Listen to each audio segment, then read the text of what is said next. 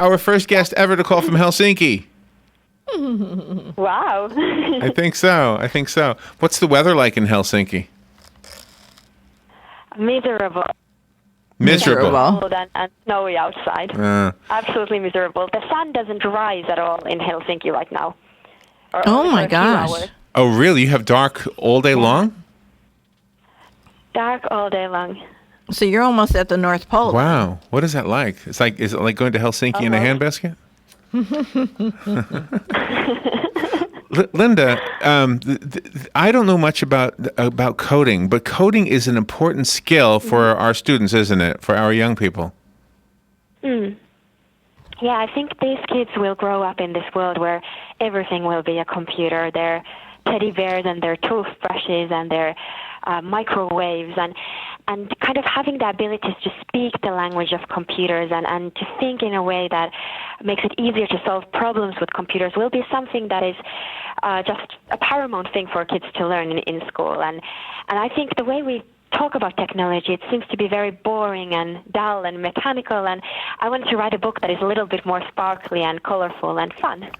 Do you think it'll help encourage girls to pursue this interest? Is coding something that boys are pursuing more than girls?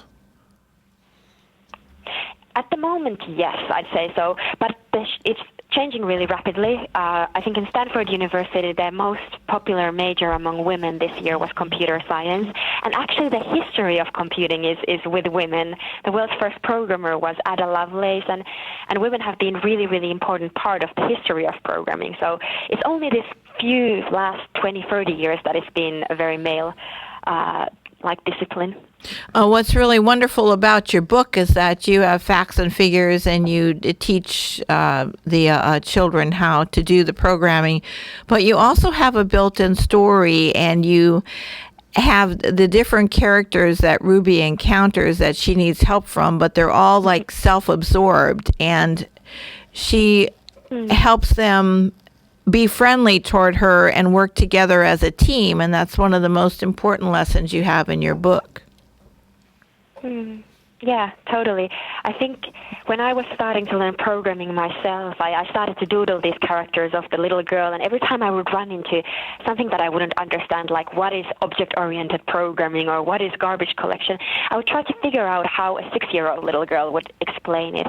And you know how there's people who see numbers as colors? I started to see the world of technology as thought. All of a sudden, it totally made sense that Apple, if it was like a character, it would be this beautiful snow leopard who doesn't want to play with the other kids, and Google would be this green robot, messy but very friendly, and so forth and so forth. And I think you're absolutely right, Robin. It's a collaboration, not fearing to make mistakes, all these very humane qualities that make a good programmer. Wow, this is over my head. So garbage collection is a technical term? It's also, but yes, you're absolutely right.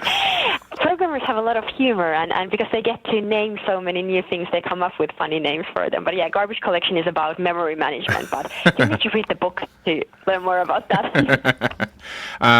You illustrated the book as well as wrote it, right? Yes. And again, like when I started making the book, I had no idea how to illustrate anything. And I think programming taught me a lot of persistency and sort of figuring that out that, okay, like these problems are tiny problems stuck together. Yeah. So I figured that, okay, if I draw, eventually the circles will get better. So, yeah. Okay, so you drew by hand. These are not drawn on a computer.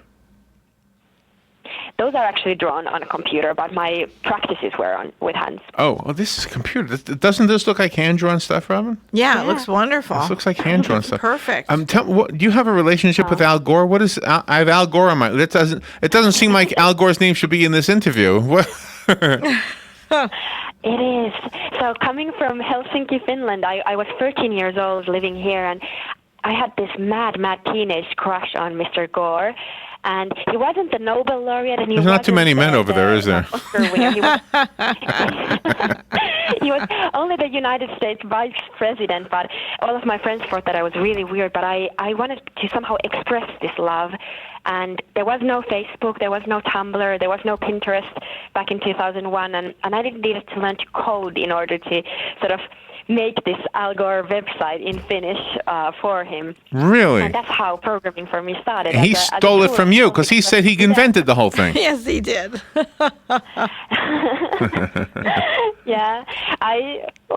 Well, to be honest, there were other boys and there were other things to get excited about beyond Al Gore. So I forgot about technology and coding and Al Gore for the longest of times. Tell me about the Kickstarter program. It says here that you got $10,000 and reached your goal in just 3.5 hours. So the story is a little bit more complicated than that. I was asking for $10,000. Kickstarter is this crowdfunding platform where you can basically ask people to help you make your dream come true. And I was asking for $10,000, and I got $380,000 in 30 days of pre-orders of this book, everywhere from Amman to Australia and from Belo Horizonte to Berlin. And I had absolutely no idea how to make a book at that point. So it was kind of a big start for the project. Oh, that is awesome. I love that story. You also teach children to be creative. I mean, you use the example of Ruby using her dad's keyboard, and all of a sudden she's off in her own world. I think it's important to connect the computing world to the real world, and sort of the way we teach programming can be very boring and academic and intellectual, and you're asked to write this program that calculates the square numbers of the 21st prime numbers or square roots of the 21st prime numbers, and that's boring, and that doesn't ignite the creativity of the kids and sort of showing the kids how technology relates to their everyday world. And that's kind of my mission. I know you have to run, but can you explain Ruby, the code? Ruby is a little girl in the book, but Ruby is also a code, right? Uh-huh. Will I understand it if you explain it to me? So Ruby is a programming